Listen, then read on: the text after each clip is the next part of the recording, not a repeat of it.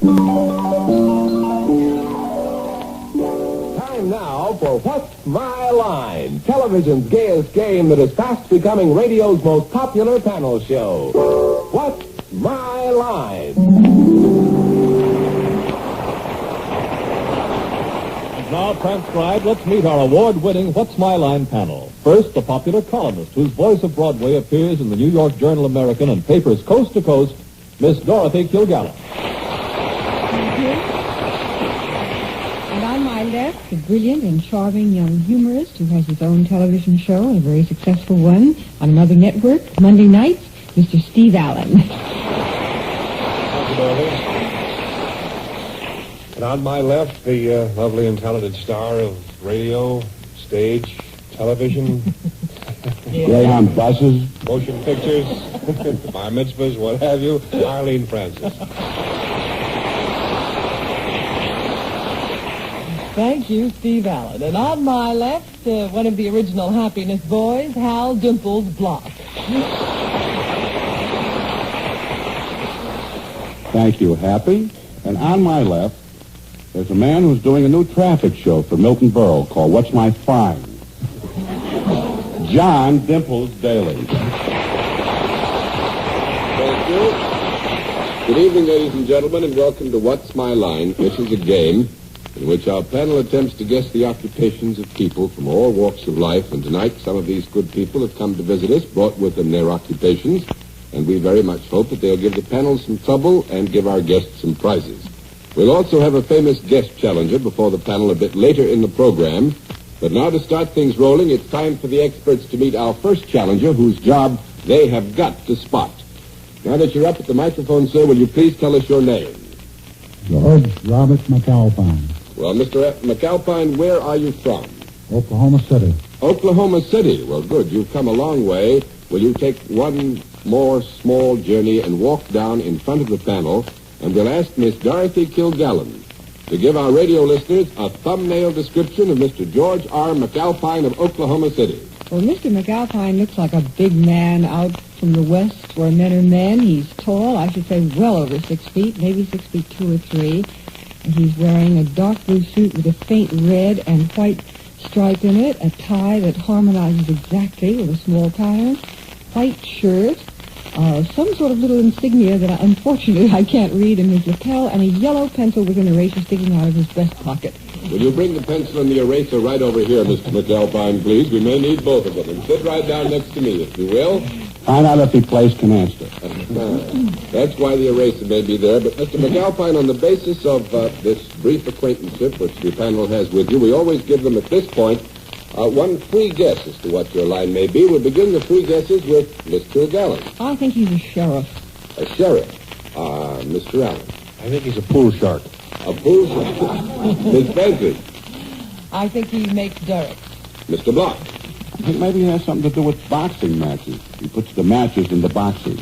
Now, I'm afraid nobody has it right, although the answers are very interesting. So we'll let our home audience and our studio audience know secretly now what Mr. McAlpine's occupation really is. Mr. McAlpine is a fire chief. All right, now, Mr. McAlpine, things go very easily from here on in. Every time you give the panel a good, sound no answer, it costs them $5. We keep a record of this, and when you have given them 10 no answers, you have won the game hands down. There's one last bit of help that we always give. Mr. McAlpine is salaried. With that, let's begin the general questioning with Miss Arlene Francis. Mr. McAlpine, I have a feeling you work for a non-profit organization. You Let's do, start don't that you? again. Mr. McAlpine, I have a feeling, I was right up to there, that you work for a non-profit organization. Yes. Non-profit making organization. There, now we've had it all. We lost the feeling. Do you wear a uniform in your job? Yes. Is the uniform a uniform of representing some section of the law? No. Oh, 1 down and 9 to go, Mr. Block. Do you happen to have any special skills for what you do? Do you have to have? Yes. Do you have to have any schooling to attain that skill? Yes. Does it require university training? No. 2 down and 8 to go. Miss Kilgallen. Does it require schooling at a special technical school pertaining to your particular job? Yes. Yes, I don't want to mislead you. I mean, this is a very exact science in our complicated modern civilization, and there is a degree of schooling necessary, certainly, to reach the preeminence that Mr. McAlpine has reached. Well, we've lost the question again. Yes, you lost me, too. Is this government, or is this non-profit-making organization that you work for something other than the federal government? Yes. But it is a type of government? Yes. Is it, by any chance, something to do with the state of Oklahoma? No. That's 3 down and 7 to go, Mr. Allen. Do you come into contact equally with men and women? Yes. This government to which we've referred, is it by any chance on the city level? Yes. I see. Is the city perhaps Oklahoma City? Yes. I don't know why I needed that. You're doing fine, Steve. Just doing fine. Are we heard in Oklahoma City? I beg your pardon? Are we heard in Oklahoma City? This is a very good question. You go on from there. Maybe we're not doing fine. Do you perhaps inspect anything? I think we all should, you know. Yes. Yes, I think we all inspect something sooner or later, but I would say that our guest has reason to inspect more than perhaps you do. Oh, you'd be surprised.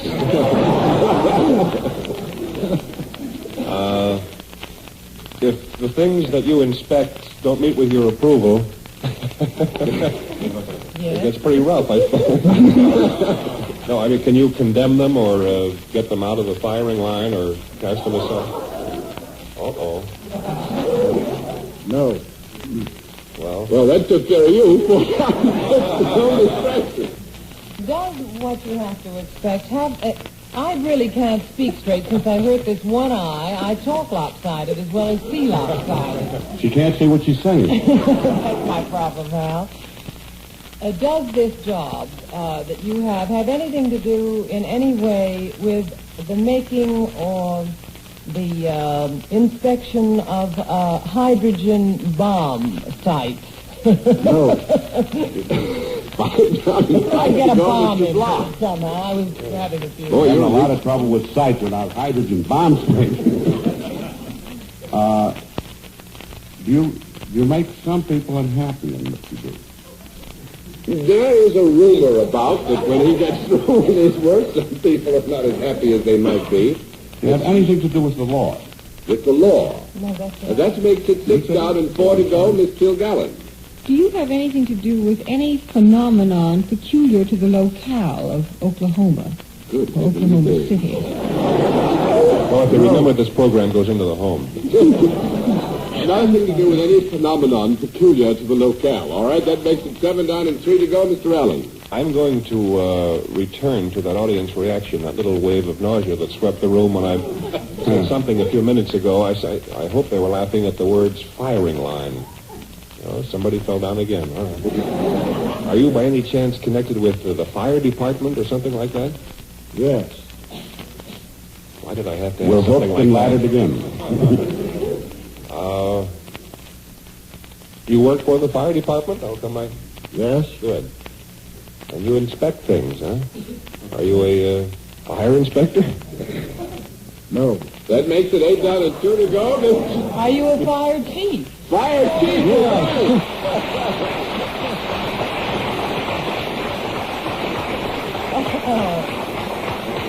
Well, Mr. McAlpine, I must say that you've got them tied up in knots. You've done very well. Tied up, he got us burned up. It got you burned up is right. You have won $40, and our thanks for being our guest. We hope you enjoyed your visit. It was nice to have you with us on What's My Line. Thank you. All right, panel, let's see what you can do with another challenger. You're up at the microphone. Will you please tell us your name? Anna Valoni. Is it Miss? Mrs. Mrs. Well, Mrs. Nuvoloni, would you please tell us where you live? New York City. New York City. Would you walk down in front of the panel now, and let's ask Mr. Steve Allen to give our radio audience a thumbnail description of Mrs. Ann Nuvoloni of New York. All right, my description of her is, wow. Very good description, sir. No, Miss, what's the name of Abalone? Nuvolone. Oh, Nuvolone. She's a very This is a convertible. very attractive young lady, has blonde hair, kind of a scoop neckline. And, Sort of an off-the-shoulder look. and I think it's held up by a city ordinance. No, really, it's a very, very tasteful dress. It's black, has a kind of a black jersey top and a black silky satin type bottom part. She's wearing some tasteful gold jewelry, and that sounds all right to me. It sounds wonderful to me. Will you come over here and join me, please, Mrs. Nuvolone? Doesn't look bad either. As you probably know, on the basis of this look that our friends in the panel have had, we always give them one free guess as to what your line may be. We always begin the free guesses with Miss Dorothy Kilgallen. I think she's a long-distance telephone operator. Mr. Allen. I think she does voices for Walt Disney cartoons. Miss Francis. I think she makes artificial flowers. Mr. Block. I think she's cute. Yes, I think that's perfectly true, but that isn't the answer we were looking for. So let's let our home audience and our studio audience know secretly now what Mrs. Nuvolone's occupation really is. Mrs. Nuvolone makes wigs for department store dummies.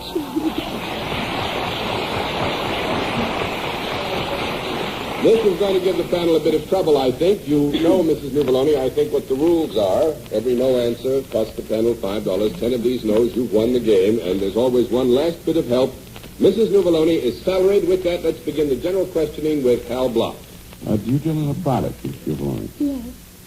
Is this product ever used indoors? Yes. Is it ever used outside the home? No. Is it ever used outside the home? No. We'll have a small conference. I love these conferences. First time I ever wanted to be John Daly. We've had a committee meeting, and we don't want to mislead you, so we will give you a yes answer to the question, is it used outside the home? Could this ever be worn? Yes. Well, if I wore it, would it be visible to... Let's wait till I finish the sentence. Would it be visible to the people that... Yes. Is it worn above the waist? Yes. Is it ever worn above the neck? Yes. If I wore it and checked it at the store club, would it be a sort of a sensation? If you wore it and checked it at the store club, yes, it would be a sensation. Well, But I can't think of anything that would suit you better than this. Wait till you find out what it is. I'm beginning to think. Were any of these ever worn during an Easter parade on Fifth Avenue? No. That is not what we're after. That's 1 down and 9 to go, Miss Kilgallen. Would it be considered unusual, if appropriate, for Hal to wear this particular thing? Yes. I don't like the appropriate. Well, John indicated that it might be just what you needed. Is this something that would be unusual for any man to wear? Yes. Would it be more usual for a four-footed friend to wear this? No. 2 down and 8 to go, Mr. Allen. You know what I was thinking of. Yes. Is it I do too. Is it then worn exclusively or close to it by human beings? No. 3 down and 7 to go, Miss Francis. It's not worn by human beings, and it's not worn by four-footed friends. No. What about 4-footed enemies? Is it worn by two-footed animals? No. That makes it 4 down and What 6 to animals go, do have Mr. 2 Block. feet? Who else is there? The bird It isn't- family, maybe. Isn't worn by two. Isn't worn by 4, isn't worn by humans, not by animals. Do we have a concept? You may have 30 seconds for a comment. The fish. Is Oh. Fish. what's worn by fish? The fish net. Fish nets. No. That's doing business on a small Worn above the scale. neck of- Do you have any? Well, now they wouldn't rule out babies. Babies are humans. Someone did say humans. Yes, oh no. Could it be babies? No, they're human. No. Well, some of my best friends are babies. The conservation period is up. You continue, Mr. Block. Are the people... Are what wear this human? No. 5 down and 5 to go, Miss Kilgallen. Is this worn by something living? No. 6 down and 4 to go. Oh, I'm mad now. Is it worn by something not living? Very good, yes. Is it worn by something that has always been more or less inanimate? Is differentiated from something that just, left us? Is it worn by a piece of machinery, perhaps, of some kind? Piece of machinery, did you say? We'll now flip the rest of the card. Oh, I'm trying. Mrs. Nuvoloni wins by default. She makes wigs for department store dummies.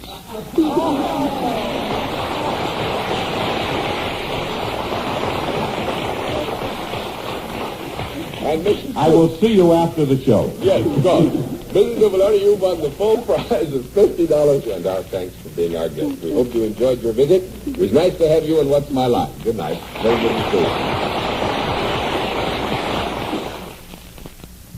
And now we come to the special feature of our program, the appearance of our mystery celebrity. And since my friends on the panel would recognize our guest on sight, we have, as usual, provided them with blindfolds for this special test of personality identification. In this particular case, it's not so much what's my line as who is it.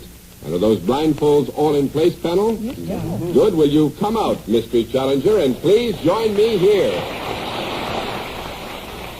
Tonight's guest is the glamorous motion picture star, Miss Deborah Carr. Tonight's guest is Miss Deborah Carr. All right. As you know, panel, in the case of our mystery challenger, we dispense with preliminaries, get right down to the general questioning, which we will begin with Miss Dorothy Kilgallen. Are you in the entertainment world? Well, I am. Ha-ha! Would you be the type of entertainer who appears before the public rather than one behind the scenes? I don't know what you mean by that, but I suppose so. Do you ever appear on the stage? Yes, I do. Have you ever been in motion pictures? Yes, I have for my sins. Are you under 40? Oh. Yes, I am. Are you what might ever be termed a leading woman? Yes, I am. Where are you leading? I wish I knew. Do you do anything besides act?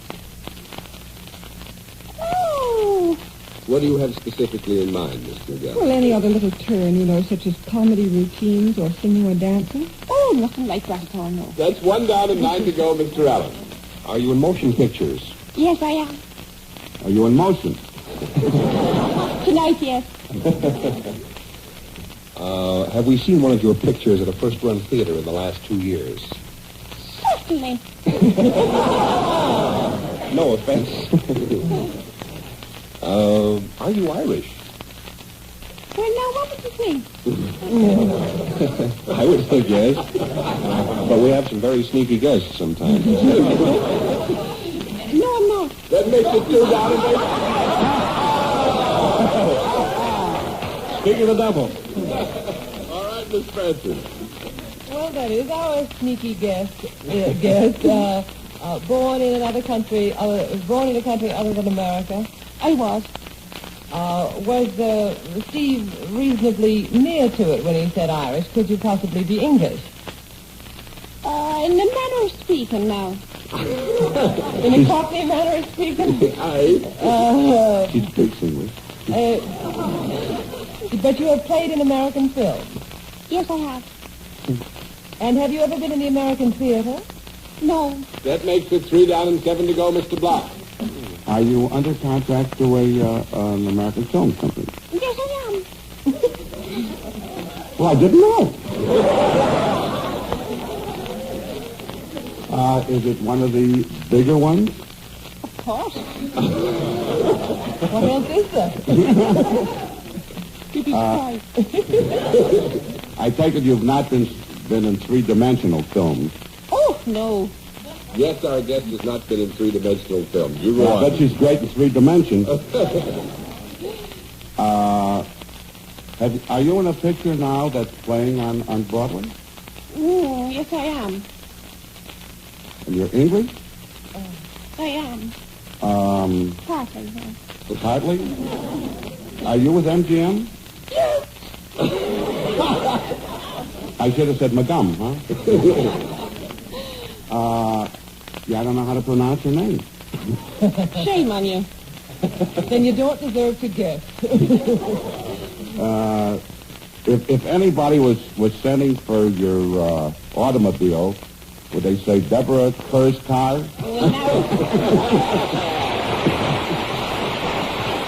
Very good, huh? They would just... Or is it Deborah Carr's curve? That's what they do. They say Deborah Carr's curve. Now, Miss Deborah, since you have been good enough to come and see us, would you also be good enough to tell us what brings you to New York? Well, I was to come for the preview, Metro's preview of Above and Beyond, but unfortunately I couldn't make it on time. And so I've come to do some radio. And here I am. Well, I must say that Metro was the loser, but we gained very, very handsomely as a result. It's awfully nice to have you with us. And we hope that next time you come to New York, we will have a chance to see you again. Thank you very much for being our guest in What's My Life. Awfully nice.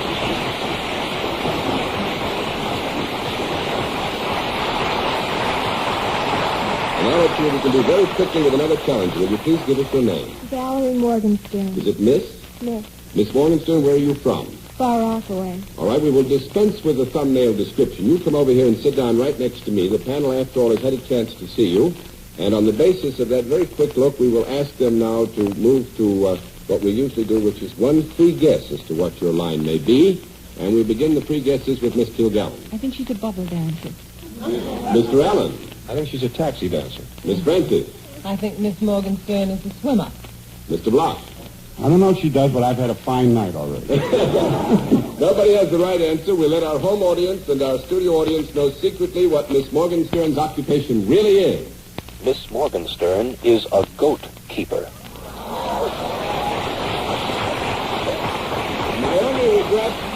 My only regret is we don't have more time. You have about a minute and a half panel. We'll give you the usual last bit of help. You understand the rules, Miss Morgenstern. Miss Morgenstern is salaried. With that, we'll begin the general questioning with Steve Allen. Do you deal in services? Yes. Do you come into contact with both men and women? No. That's 1 down and 9 to go. Miss Francis. Do you come in contact with one sex more than another? Yes. That's nice, isn't it? If it's the right one. Is it the female sex? No. That's 2 down and 8 to go, Mr. Block. You picked the right sex. You deal mainly with the male sex. Yes. Do you sit down in your work? Sometimes. Do you ever touch these people? in your Yes. work? You do? Do you have to have any special kind of knowledge or talent in what you do? No. Now, 3 down and 7 to go, Miss Kilgallen. When you touch them, are you accomplishing something that will make them look or feel better? Yes. Does this take place in an establishment of some sort? Yes. Oh, Miss Dorothy, time is out, and I'm so sorry, because this is real tough. Miss Morgenstern is a goat keeper. Goat keeper of some male goats. Well, I think it's mean of you. That poor little youngster's carts. And she looks like a lamb. By default, you win the full prize of $50. And our thanks for being our guest. Nice to see you here.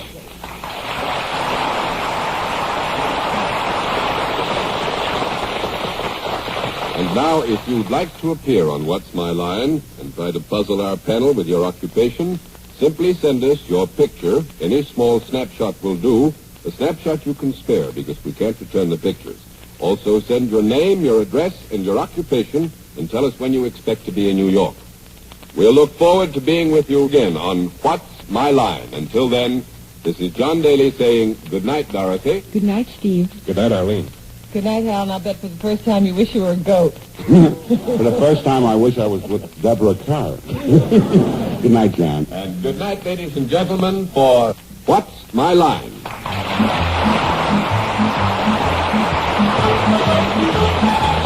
Thank you. What's My Line is a presentation of the United States Armed Forces Radio Service.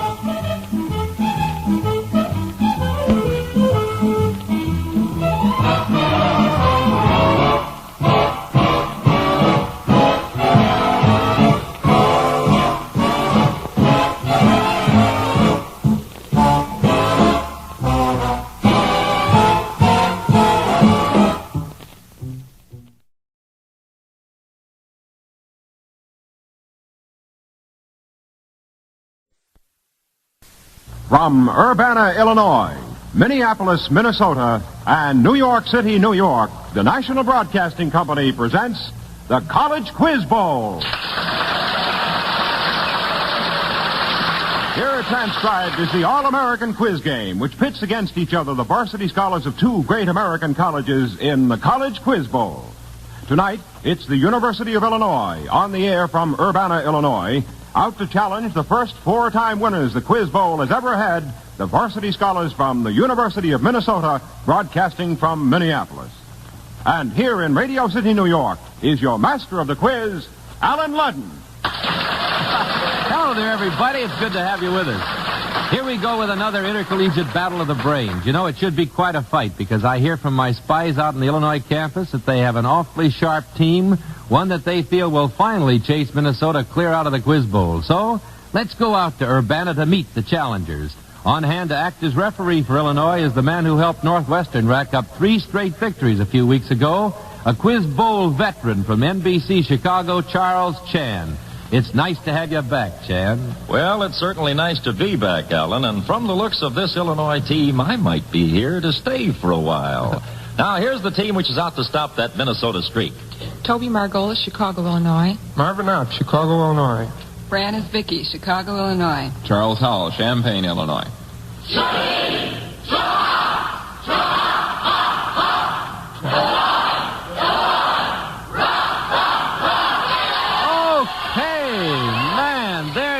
The Illinois team. Now let's head north to Minneapolis, where Bob Boyle of station KSTP is with us this week to serve as Minnesota's referee. What's new in Minneapolis, Bob? Well, Alan, only me, I'm happy to say. In fact, here in Murphy Hall, it's the same old team on deck for Minnesota, maybe 7 days brighter. In any case, they're determined to come up with win number 5. Here they are to introduce themselves. Tom Clayton, Winona, Minnesota. Roger Feinstein, Pelham, New York. Colleen Helgeson, Excelsior, Minnesota. And Jack Davies, Coleraine, Minnesota. Okay,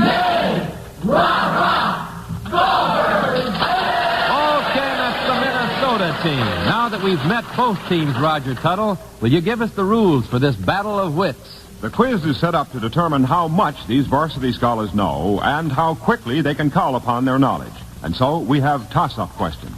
And this is the way they work. Alan Ludden asks a question, and the first team to signal that has the answer gets a chance to answer. When Illinois signals, you'll hear. When Minnesota signals, you'll hear. And by means of a special electronic selector, the team which signals first, even by a split second, activates its light here on the board in front of Alan and makes it impossible for the other team's light to flash. Now, if the team winning a chance at the toss-up question gives a wrong answer, the question then goes to the other team. And whichever team gives the right answer gets a bonus question. Each question is worth a designated number of points. And the team with the most points at the end of the game is the winner and returns next week to defend its title in the College Quiz Bowl.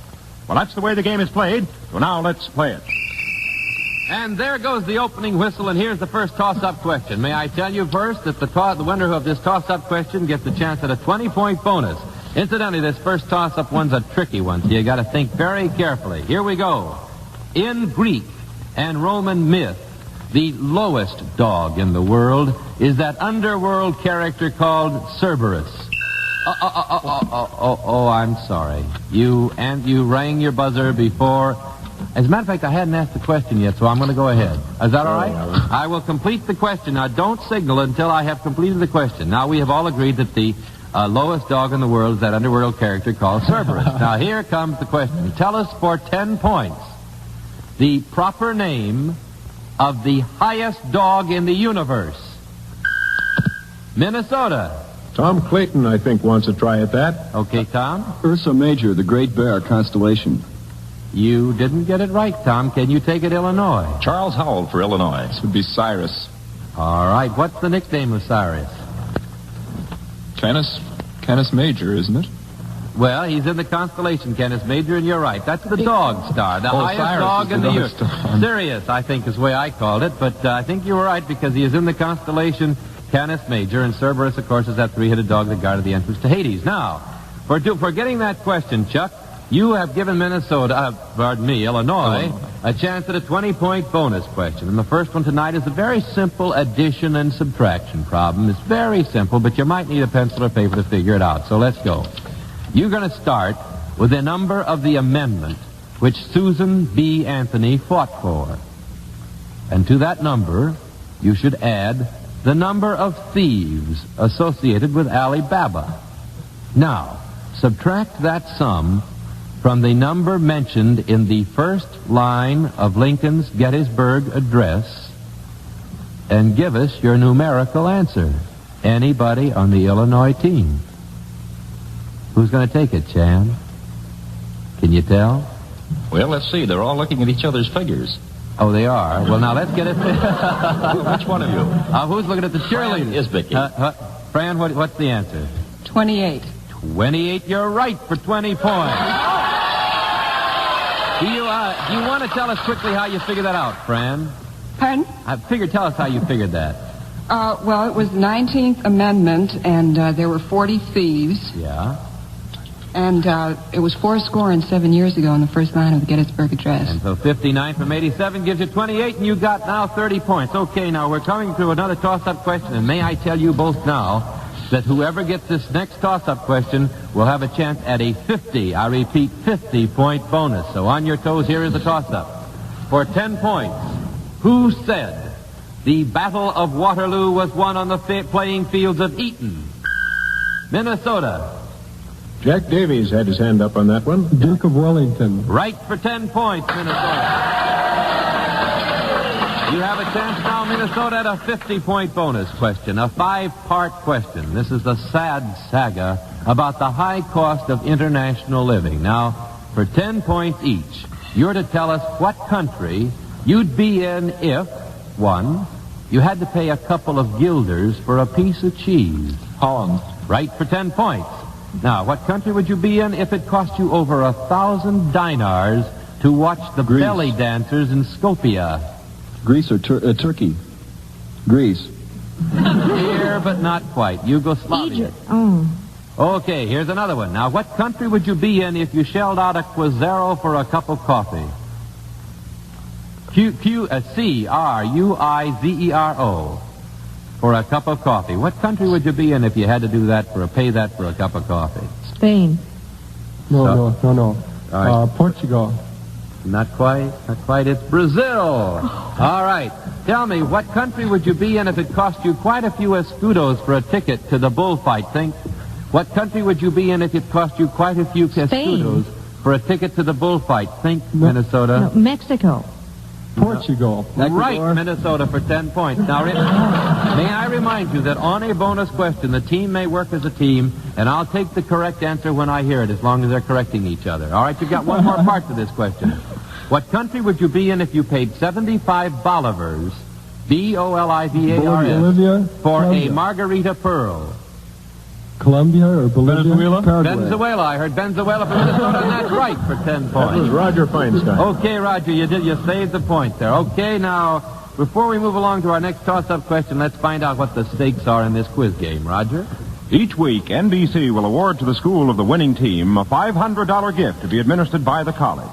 Now, it may go to a scholarship fund or to a campus activity.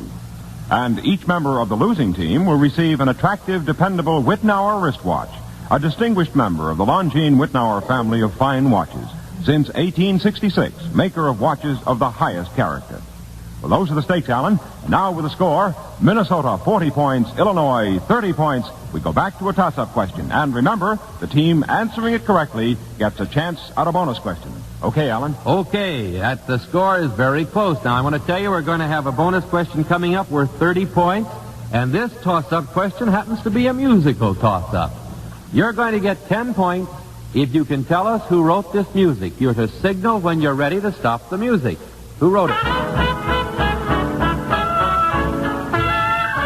Minnesota.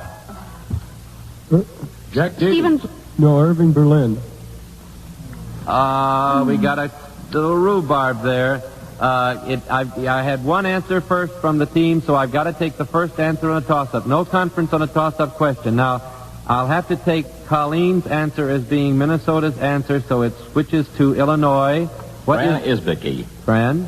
Irving Berlin. You're right for 10 points, Illinois. You got it kind of by default, but you got it. Okay, here we go. Here's Illinois, you want a chance at a 30-point bonus question, and this is a very interesting one.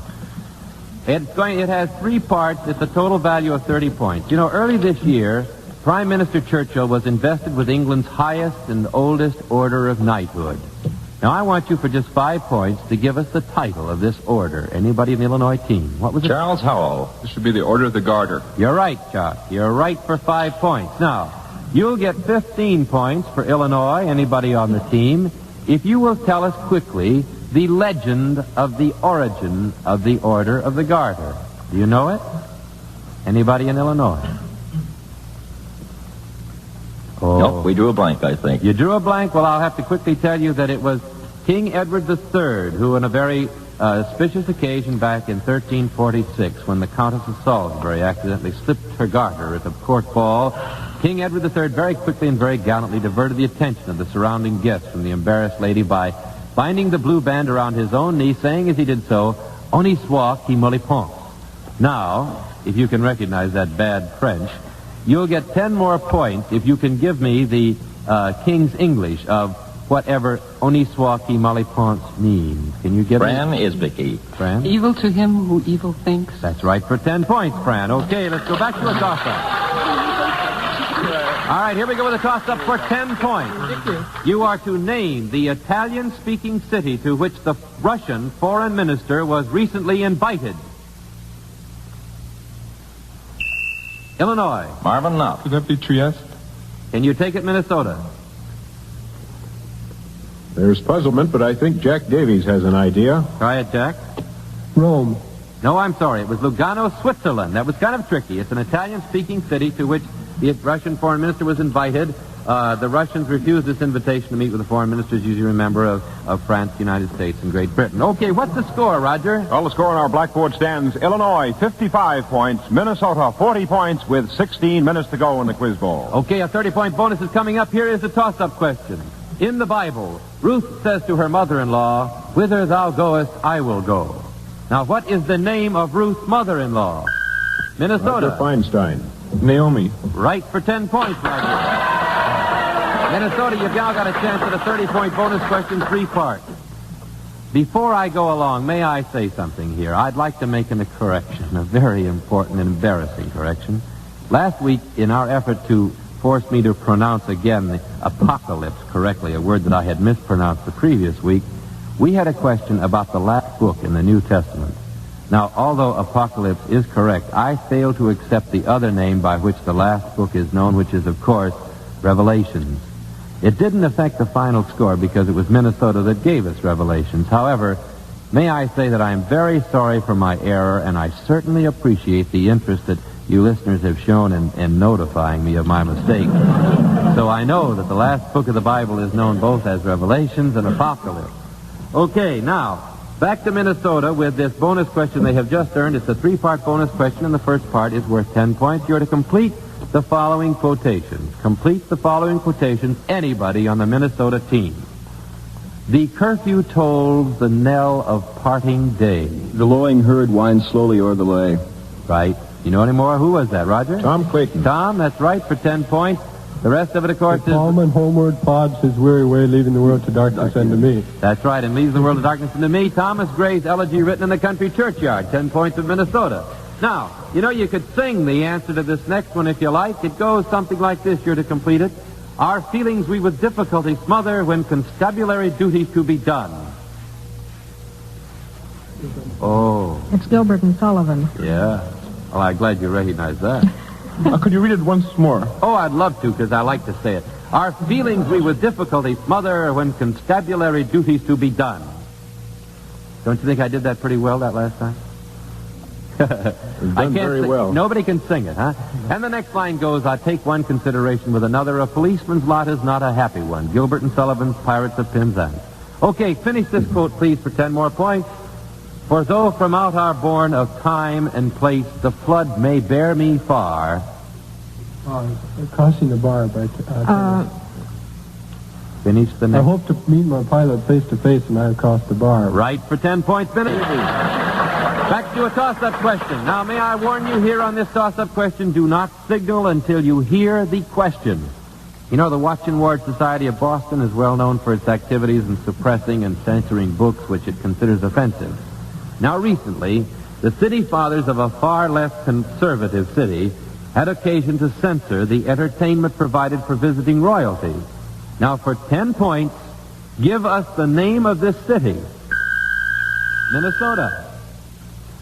Jack Davies. Hollywood, California. It was King Paul and Queen Frederica of Greece. They censored the entertainment provided for them. Okay, Hollywood or Los Angeles, we'll accept that. Okay, you got 30-point bonus coming up for Minnesota. Here's another 3-part question. For 10 points each, I'm going to give you a sum of money, and you tell us the American territory purchased at this price. I'm going to give you only the price. You tell me the territory. First of all, $7,200,000. Alaska. Alaska for 10 points. Well, that was fast. Teamwork by Jack Davies and Roger Feinstein. They did a good job. All right. What part was this? This was purchased from Russia, incidentally, in 1867. You probably knew that. Okay, now what American territory was bought for approximately $15 million? Louisiana purchase. No. Yeah, I got to accept the right one. Let him go. Louisiana purchased from France in 1803. All right, for 10 more points, what American territory was purchased for $10 million? Would it? I think it would be the Gadsden Purchase. You think right, Colleen. You think right. The Gadsden Purchase. You know where the Colleen, do you know what the Gadsden Purchase included? What land came with it? Yes, it includes the southern portions of the territories of New Mexico and Arizona. That's right. Bought from Mexico in 1853. Incidentally, in Minnesota these days. Oh, they're just fine, thank you. Singing beautifully.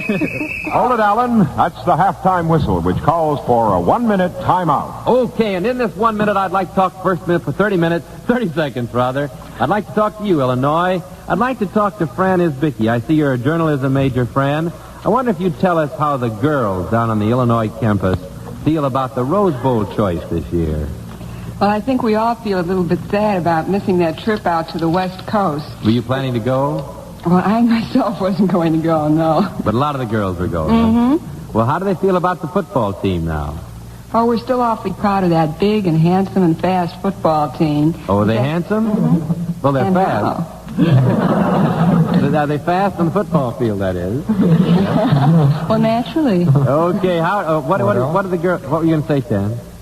Were you saying something? No, that wasn't me. Oh, I see. Fran, You're the ghost. Oh, I see. Okay, well, then everybody's proud and still and very fond of their football team at Illinois, right? Mm-hmm. Okay, now let's move up to Minneapolis, Minnesota for the next 30 seconds. Roger Feinstein. You know, we've had a lot of letters from listeners who wonder how a New York boy got way out in Minnesota. Could you tell us, Roger, how you happened to end up out there? Well, after 2 years at a small Eastern men's college, I was a little bored, and I wanted to go to a great big Midwestern university. You were bored, what, with a little men's college or this the... I guess so. Did the co-educational aspect influence your decision at all? It did a great deal. Is it true, Roger, what I hear about those beautiful blondes in Minneapolis? We have redheads here, too. Oh, you have? Well, I don't want to influence you with your date tonight, but you're having a good time out there, huh? Yes. Okay, well, that's wonderful to know, and I'm sure our listeners are happy to... Okay, Alan, time to get back to the quiz. And with the score, Illinois, 55 points. Minnesota, 110 points. We have 9.5 minutes to go. Okay, and here's a toss-up question that'll get you a chance at a 30-point music question, a 30-point bonus question coming up. Right, here is your toss-up. For 10 points, tell us, what are Ford Anglia, Stinger, Singer, SMX... Oh, sorry, I wasn't through. I am awfully sorry. And Java Jupiter was what I was going to say. Those were English automobiles. You no doubt knew, but you didn't wait for me. Okay, here's another toss-up question. This is not the third degree, but how many degrees are there in a triangle? Illinois. Charles Howell. 180 degrees in any triangle. Ah, you're so right. You got a chance. Chuck with that at a 30-point bonus. It's a musical bonus question worth 30 points. You'll get 10 points each time you identify the movie as we play the theme music written for it. First, what movie of suspense was accompanied by this music? Spellbound. Right for 10 points. Now tell me, what music? Here's music from a more current movie. Give us the name of this film.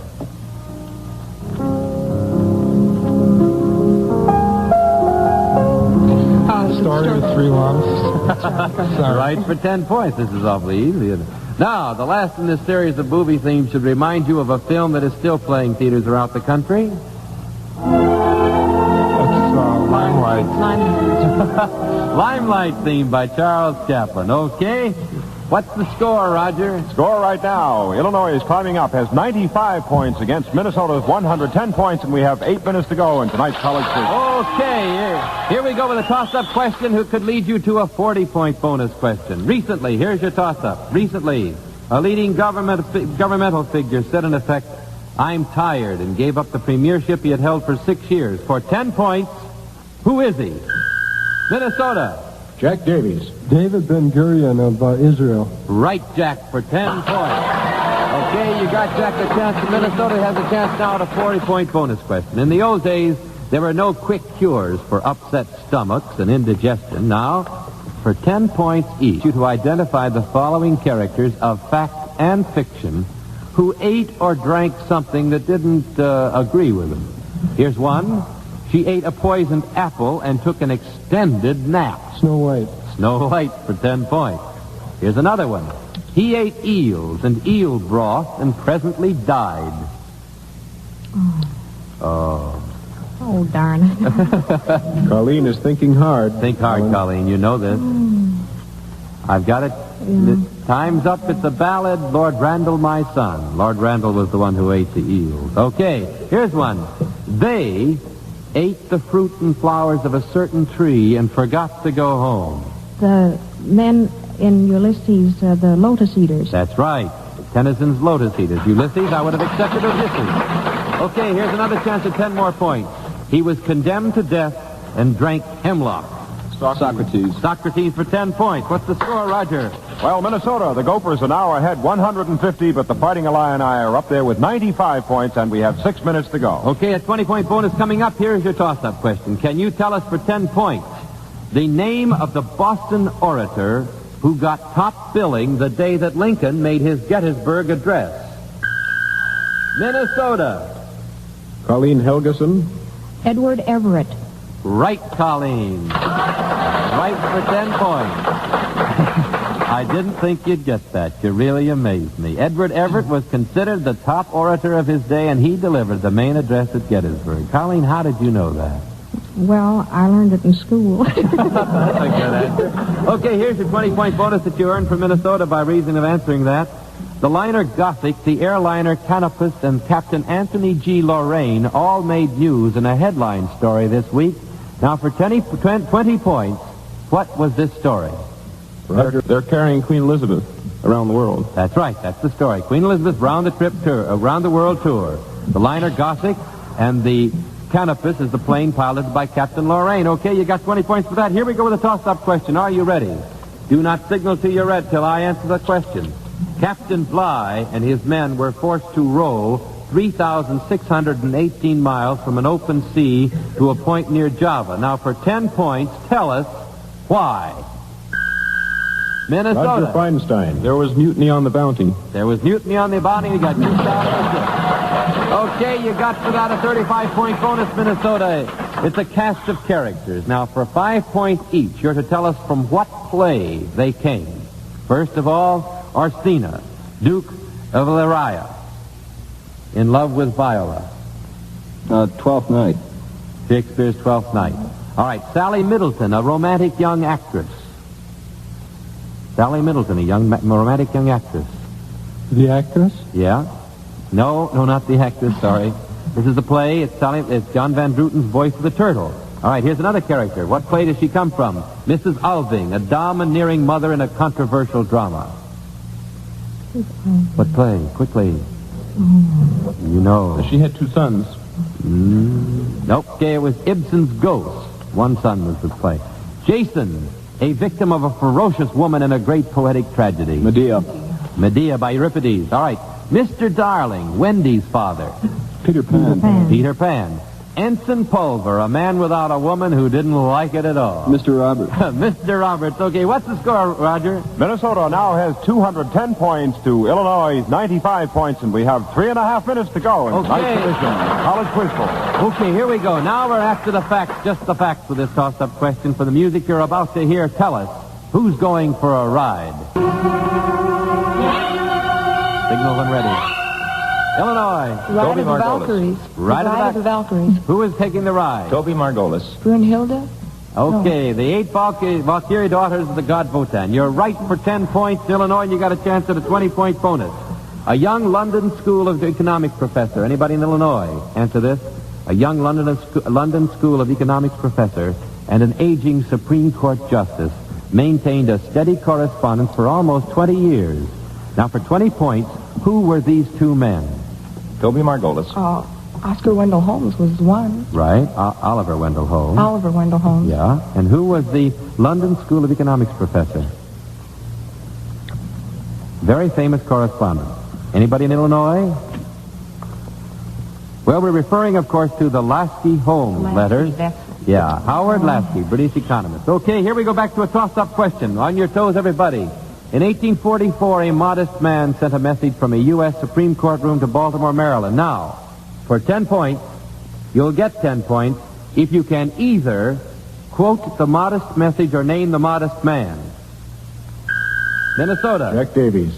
What hath God wrought? That's the message. For 10 points, you got it, Minnesota. Do you know the man? Who sent that, Jack Davies? Who sent that message? Alexander Graham Bell or his assistant? You got the message, but not the man, but you still got it. It was SFB Morse. That was the first message to be sent by Inventor Morse on the first telegraph line. Well, you got the part, well, we got one of it. You got the bonus question coming up here worth 20 points. Robert Browning's poem, The Guardian Angel, ends with the lines, "How rolls the Wairoa at your world's far end? This is Akona, yonder is the sea." Now, you'll get 10 points if you can tell us where the river Wairoa is, and you'll get 10 more points if you locate the city Akona. Anybody on Minnesota's team? Where is Wairoa? Where is Akona? Akona is in Italy. Akona is in Italy for 10 points on the Adriatic. That's right. Now, where is the river Wairoa? Wairoa. W-A-I-R-O-A. Anybody?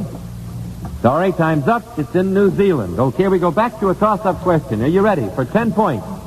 Name the man who was this week named manager of the Brooklyn Dodgers for 1954. Okay, I'll accept that. Illinois, you got it first. All right? Francis Isbicki. Fran?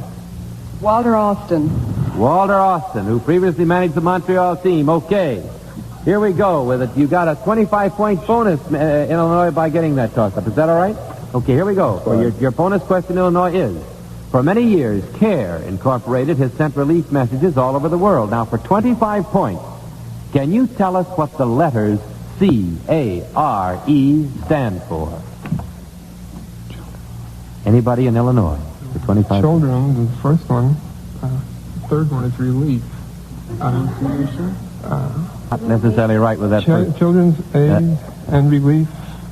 No, I tell you, that's a very unusual thing. You don't know. It's cooperative for American remittances to everywhere. I gotta tell her. Okay. Alan, time's up. The game's over for this week. And the final score in the College Quiz Bowl tonight is 115 points for Illinois and 230 points for the University of Minnesota, a 5-time winner. To each member of the Illinois team, it's our pleasure to award an attractive and dependable Wittnauer wristwatch, a distinguished member of the Longines Wittnauer family of fine watches. Since 1866, makers of watches of the highest character. While fielding the winning team tonight, the University of Minnesota will receive a $500 gift to be administered by the college. 3 scholars from Minnesota will return next week to compete in this new All-American quiz game with the varsity scholars of New York University. Now here once again is your master of the quiz, Alan Ludden. Well, may I congratulate the 5-time winner of the Minneapolis, University of Minnesota team. And I want to say thanks to the wonderful team from Illinois, Toby Margolis, Marvin Knopp, Chuck Howell, and Fran Isbicki. You did a great job. Now, in the weeks to come, we're going to have varsity scholars from Notre Dame University, the University of Georgia, Brown University, and other outstanding colleges and universities all over the nation. So, won't you be with us again next week and every week for an exciting quiz game here in the College Quiz Bowl? This is Alan Ludden now saying, see you tomorrow on Weekend, and so long, everybody.